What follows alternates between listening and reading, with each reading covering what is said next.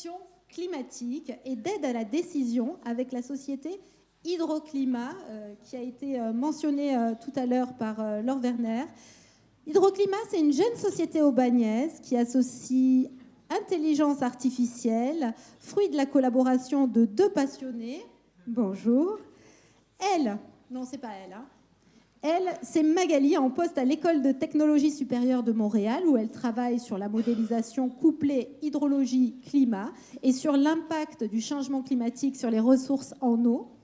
Lui, c'est bien lui. Bonjour, c'est Adrien, avec nous aujourd'hui. Quand ils se sont connus, Adrien travaillait sur les bords du Saint-Laurent, à Rimouski, hein, c'est ça, où il réalisait des campagnes de mesure de la houle. Il travaillait sur la submersion marine et la modélisation des vagues, notre sujet. Hein.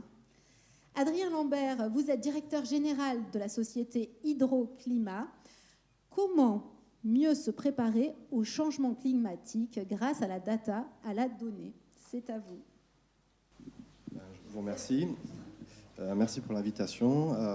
Effectivement, donc, je vais maintenant vous présenter quelques petits... une présentation plutôt généraliste sur qu'est-ce que sont les données climatiques, d'où elles viennent et comment on peut les mettre en œuvre dans le meilleur cadre possible pour répondre aux problématiques qu'on rencontre dans le cadre effectivement de l'aménagement et de la protection et de la vulnérabilité des infrastructures de transport, et particulièrement en région sud, puisque c'est également une intervention que je peux faire dans le cadre d'un projet de la région sud qui est porté par le CEREMA sur la vulnérabilité des infrastructures critiques de transport au changement climatique.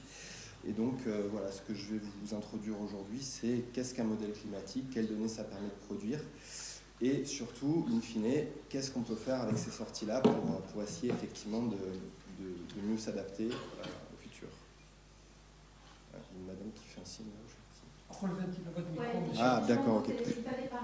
Ok, bon, je n'ai pas l'habitude de parler. Voilà, où est-ce que je peux piloter le... Encore un petit peu. Encore plus haut? Ah, d'accord. Vous interpellez la régie pour changer. Ok. Alors, régie, s'il vous plaît. Voilà. Serge. Je vais me mettre un peu en avant parce que j'ai pas mes lunettes et donc bon. Donc voilà. Donc tout le monde aujourd'hui a entendu parler de modèles climatiques. Tout le monde aujourd'hui a entendu parler de l'IPCC ou du GIEC, des projections, etc. Ok, d'accord. Vraiment là. Ok. Ça, c'est pas dans mes habitudes, mais. Donc, qu'est-ce qu'un modèle de climat global? Donc aujourd'hui, tout ce qu'on sait du changement climatique dans le futur, on le sait par le biais d'outils qui sont des logiciels, donc des codes de calcul numériques en fait, et qui ont la difficile et ingrate tâche d'essayer de représenter ou de projeter le mieux possible le climat dans le futur. Alors concrètement, qu'est-ce que c'est un modèle de climat? C'est avant tout un modèle de l'atmosphère terrestre et de l'océan. On appelle ça des modèles couplés océan-atmosphère pour une génération d'entre eux. Et donc ces modèles, effectivement, ils simulent les échanges entre les différentes composantes de l'atmosphère et l'océan. Donc c'est un peu ce qu'on voit sur l'image. Là, vous avez un globe au centre terrestre.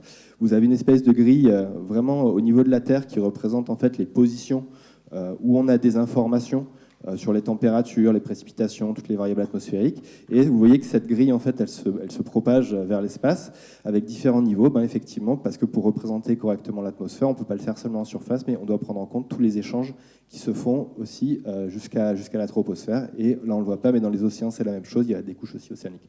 Donc, en gros, ce sont des modèles de la Terre. Maintenant, la dernière génération, on les appelle même les Earth System Models, ESM.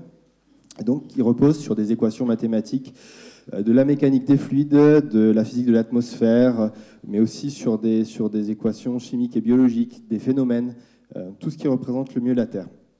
Et donc aujourd'hui, ces fameux modèles de climat, pour vous les situer, ce sont un peu des dépendants du modèle de Météo France qui va vous donner les températures et les précipitations dans 24 heures.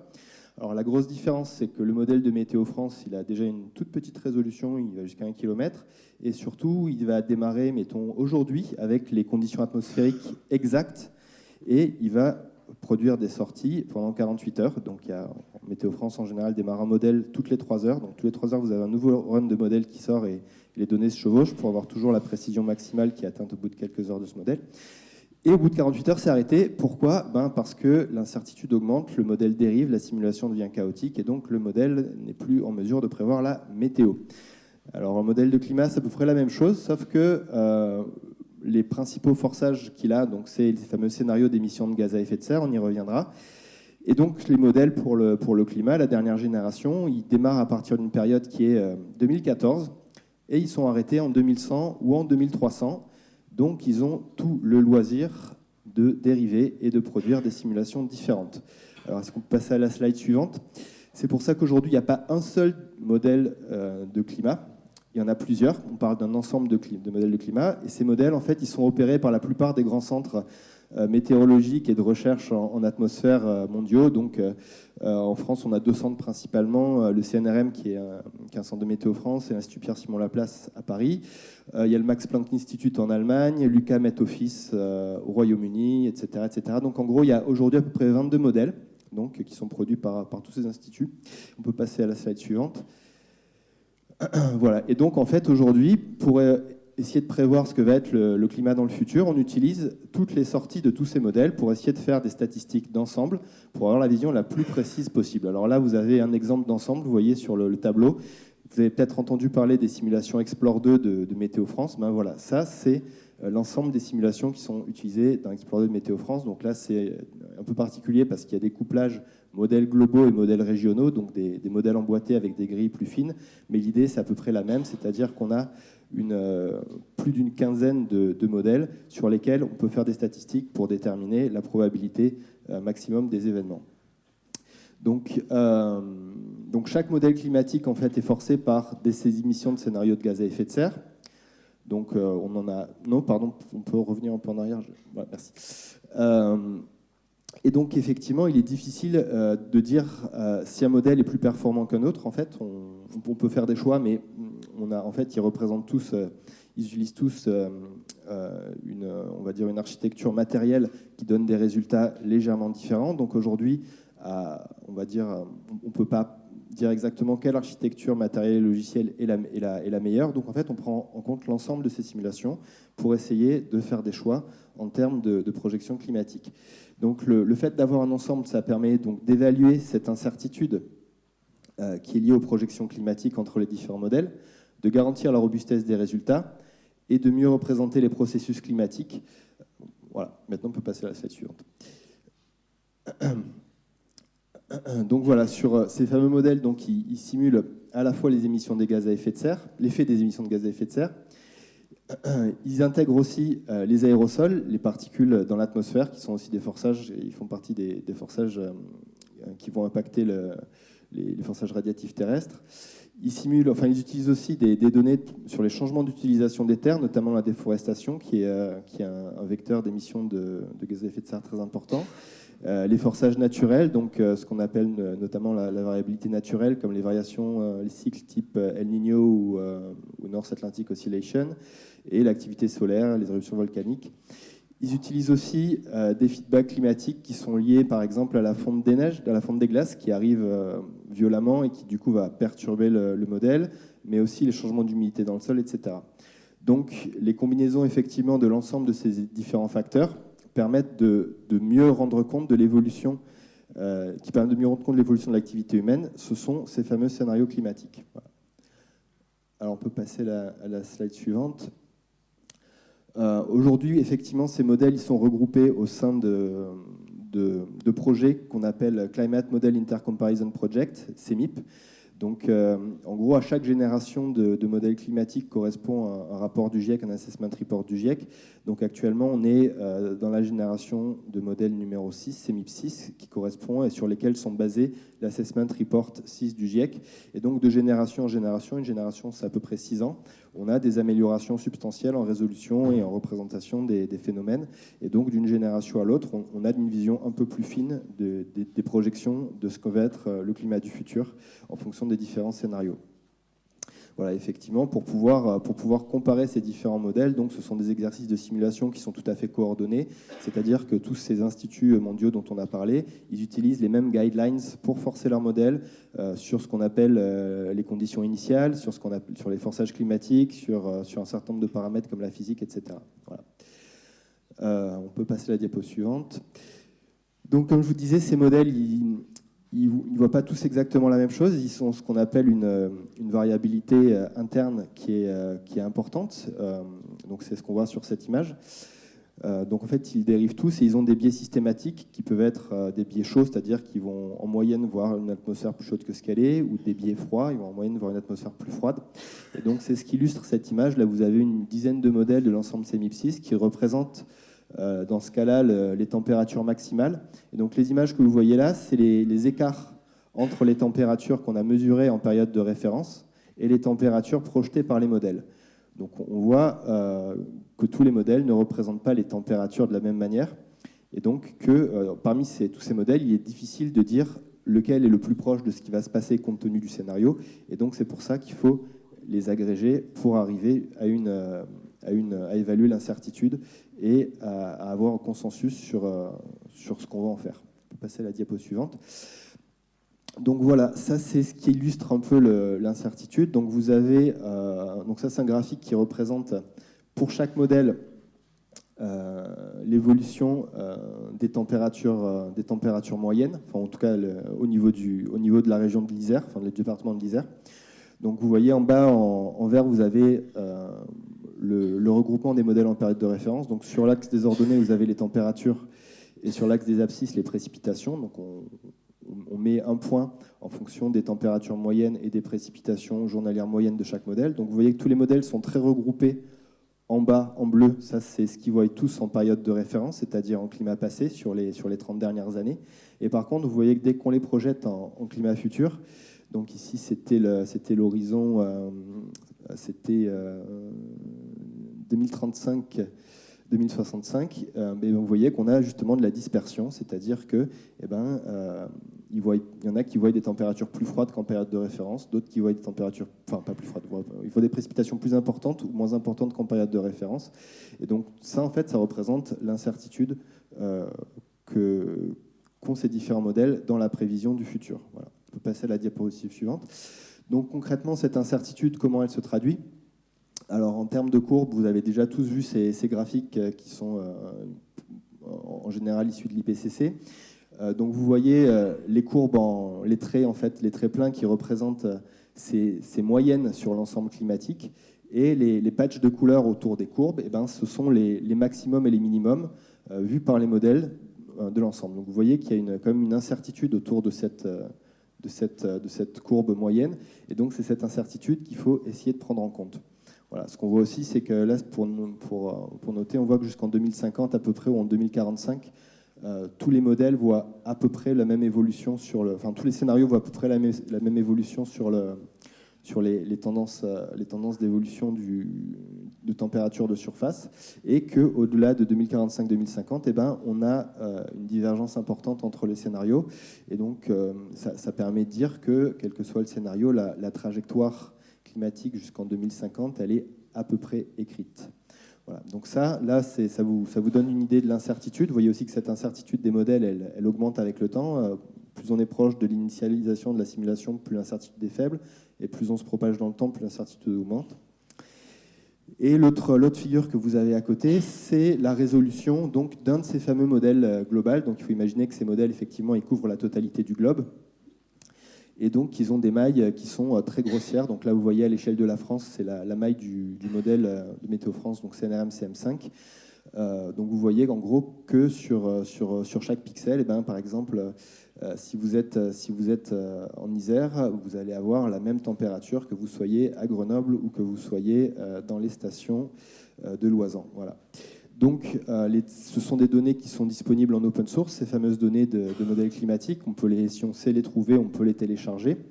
Et si on sait encore faire, on peut les traiter. Mais telles quelles, elles sont inutilisables pour dimensionner des solutions d'adaptation locale, d'une part du fait de l'incertitude qu'elles comportent, et d'autre part du fait de la faiblesse de la résolution.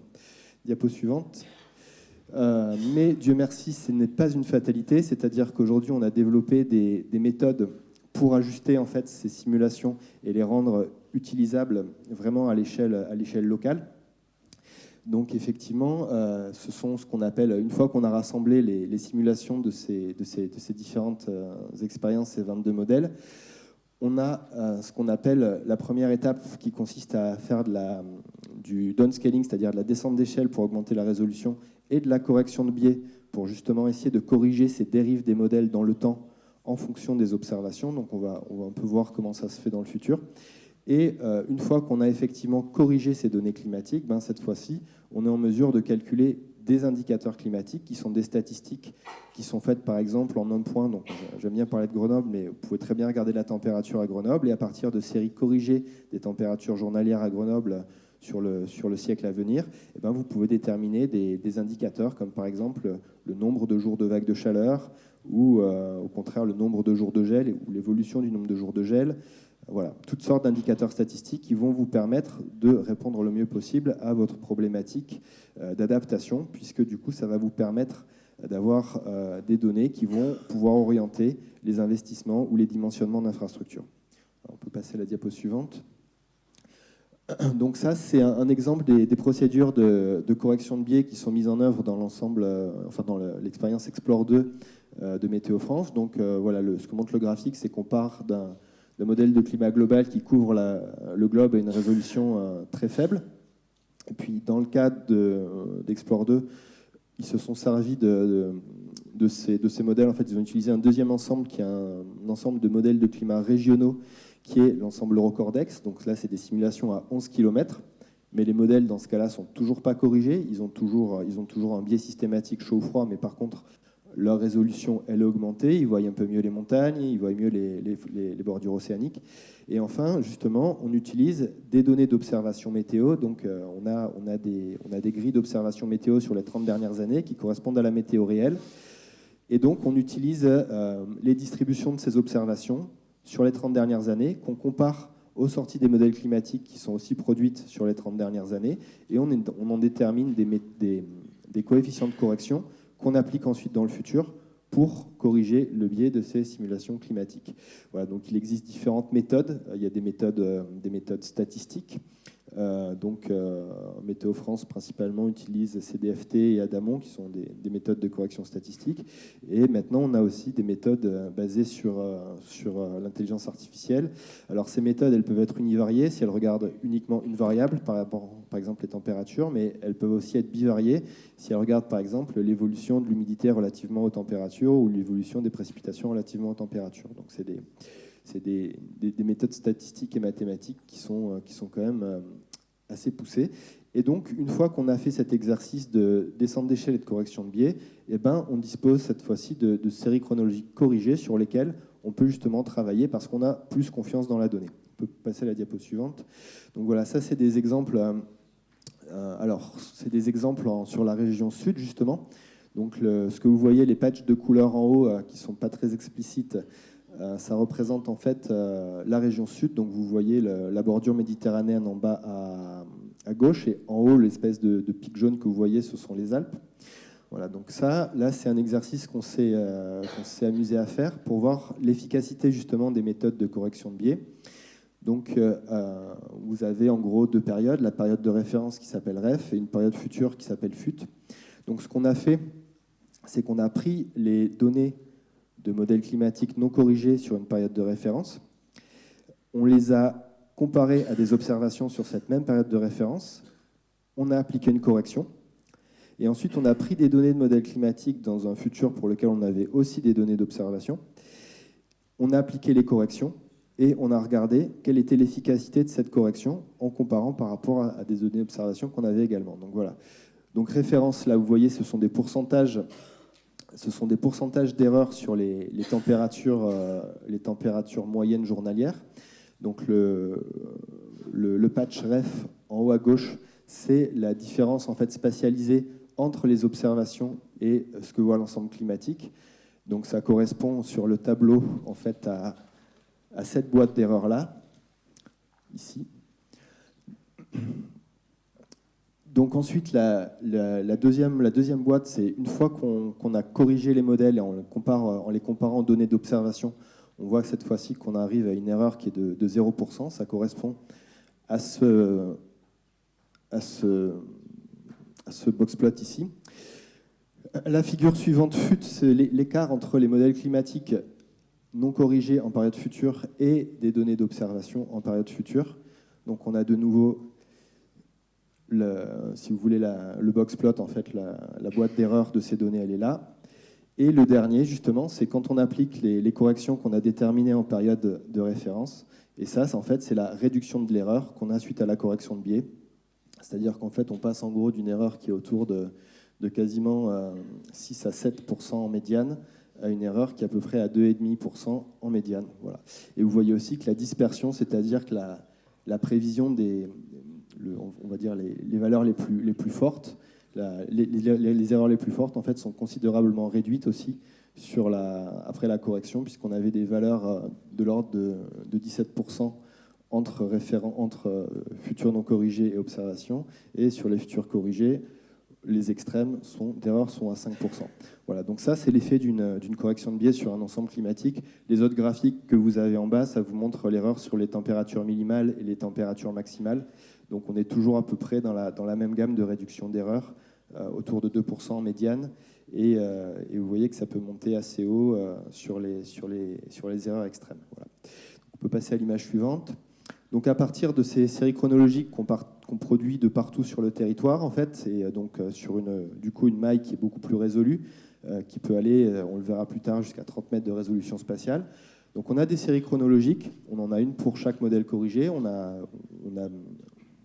on a une confiance un peu plus accrue dans ces séries chronologiques. À partir de ces séries temporelles corrigées, on applique des formules statistiques qui sont les formules des indicateurs. Alors elles peuvent être très simples, par exemple calculer des moyennes journalières. Elles peuvent être un peu plus sophistiquées, compter le nombre de jours consécutifs de vagues de chaleur. On peut calculer des climatologies, toute une statistique en fait. Et ces formules statistiques, elles nous permettent de produire ces fameux indicateurs. En un point, température moyenne, température maximale, nombre de jours de vagues de chaleur, précipitation supérieure à 20 mm, précipitation maximale annuelle moyenne, etc., etc. Et avec tous ces indicateurs, en adaptant les indicateurs aux besoins de chaque collectivité ou de chaque sujet d'adaptation, on est en mesure justement de produire des valeurs qui permettent ensuite de prendre des décisions pour le dimensionnement des infrastructures, pour l'orientation des investissements, quel que soit le domaine, ressources en eau, agriculture, etc. Donc on peut passer sur la table suivante. Donc voilà, ça c'est encore des exemples d'indicateurs. Nombre de jours de différence entre température maximale et température minimale est supérieur à 15 degrés. Nombre de jours par an, la température moyenne est inférieure à 8 degrés. Nombre de jours consécutifs où la pluie était de 4 à 8 mm par heure. Et voilà, on peut produire toute une statistique à partir de ces valeurs. Voilà. Et donc concrètement, qu'est-ce que ça donne? Et ben voilà, ça c'est un exemple justement sur la région de Grenoble que vous voyez en haut à droite. Là, vous avez, en haut à gauche, pardon, en haut à droite, vous pouvez lire les données, par exemple, un exemple de spatialisation des données issues des modèles climatiques à grosse maille. Donc, vous voyez bien que la région de Grenoble est à 8 degrés, que vous soyez à Grenoble ou dans le Vercors ou dans l'Oisans. Là, ensuite, vous avez un exemple de données post-traitées statistiques à 9 km, en bas à gauche. Ça, par exemple, c'est typiquement la grille des données Météo France, Explore 2, DRIAS, etc. Et ensuite, nous, on a des traitements basés sur l'IA un peu particuliers qui permettent ensuite de faire une descente jusqu'à 30 mètres si besoin. Donc, on peut passer à la slide suivante. Voilà pourquoi c'est nécessaire justement de faire ces descentes d'échelle.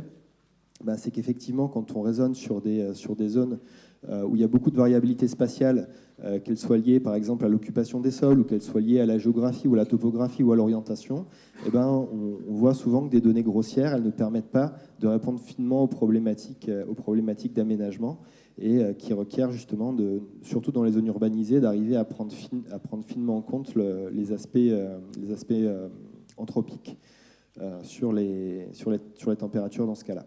Donc on peut passer à la slide suivante.